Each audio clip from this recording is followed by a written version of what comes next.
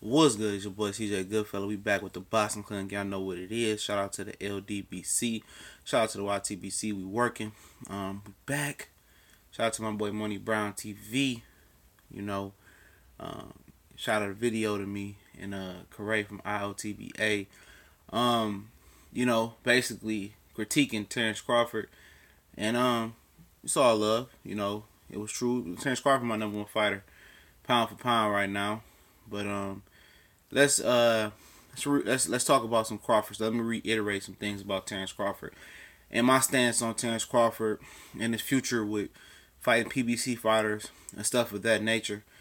Shout out to the brother 7-8 Sports, big homie in the game, been doing big things with that channel for a while, and definitely where I go to get a lot of food for thought, boxing, life lessons and stuff of that nature. But Crawford is, let's start off here. Crawford is being ranked, WBA number 4.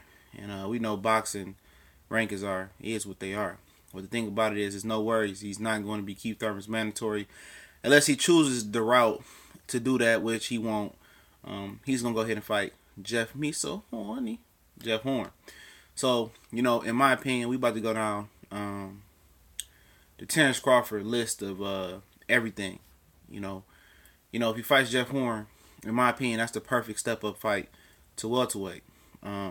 Jeff Horn is physically strong, physically big fella. I mean, he's strong. He can punch. He's awkward as well.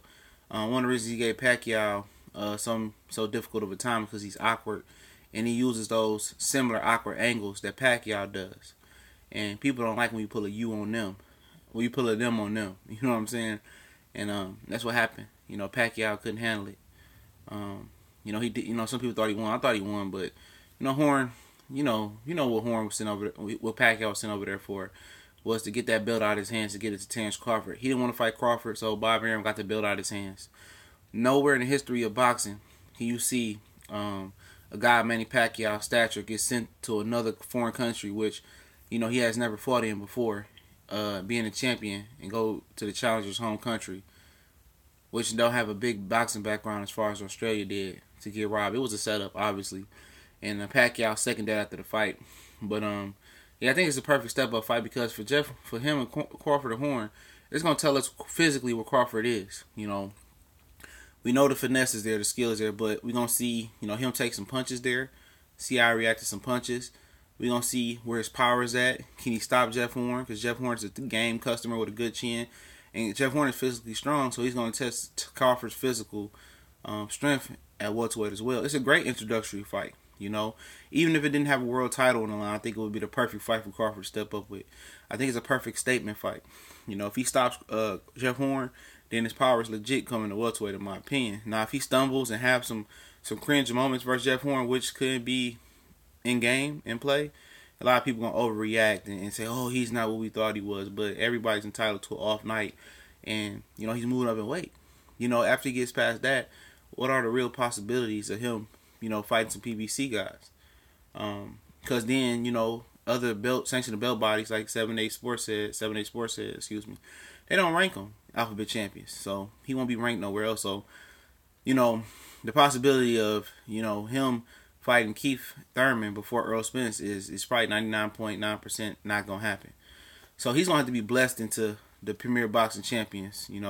Bob Arum talked about a talent trade. That is highly possible. Sending Danny over to fight ESPN to fight Pacquiao, sending Crawford over to Showtime, something like that, to fight one of those guys. Crawford's going to have to be introduced to PBC, if he wants to fight this year. But it sounds like they have a two-step plan for Crawford, which is Jeff Horn, then Pacquiao. But Pacquiao's still a politician.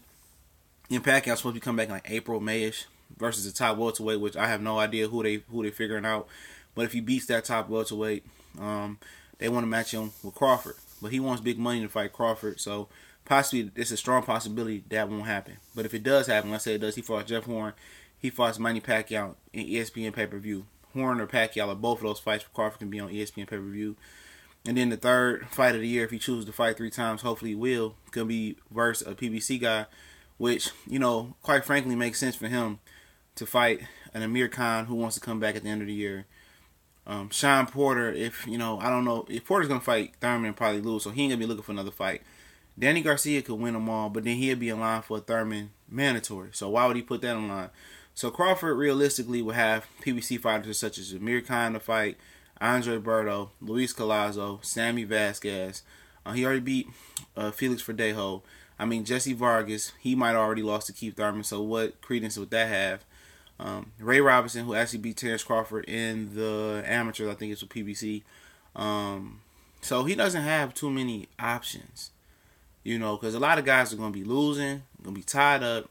So Amir Khan is the fight that makes perfect sense, unless he's able to skip the line and get in there with Errol, Spence, and Keith Thurman at the end of the year. So it's Errol, Keith, but they're not going to let him just walk up and fight Errol or Keith without them two fighting first.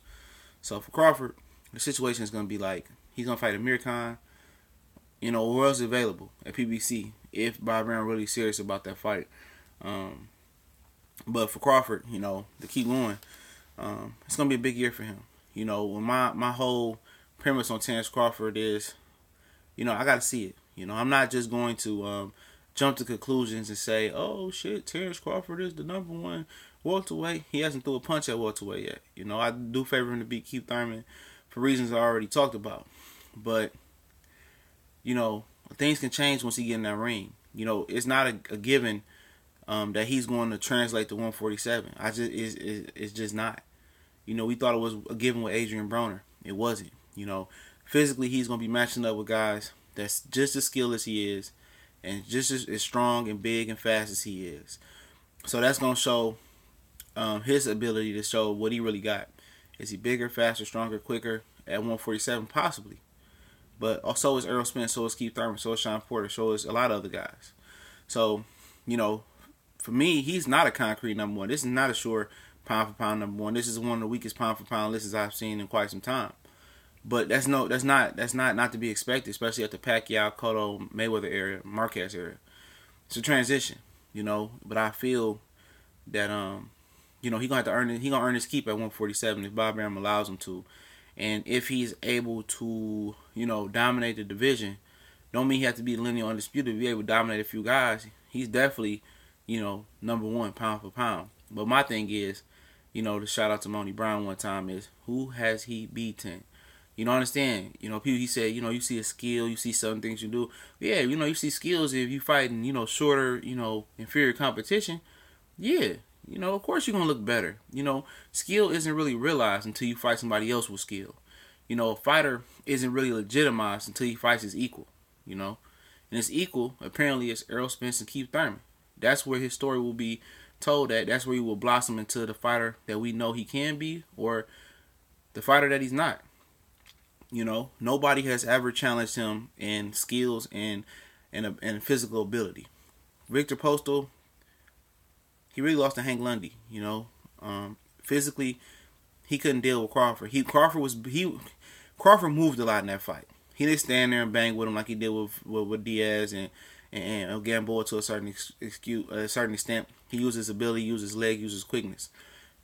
So that's just one solid fight. The rest of them, I'm not too impressed with. He doesn't have a Diego Corrales on his resume, or Jose Luis Castillo. He doesn't have Shane Mosley on his resume as Cotto did. He doesn't have those big wins. Eric Morales as Pacquiao did. Marquez as Pacquiao did.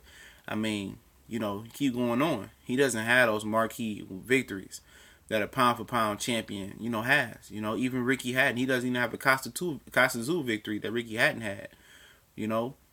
Just speaking facts, he don't have an Oscar De La Hoya as Tito Trinidad had. That's the fights that we looking for Terence Crawford to have. Those type of fights.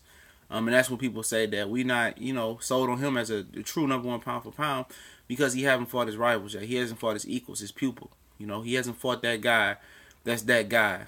You know what I'm saying?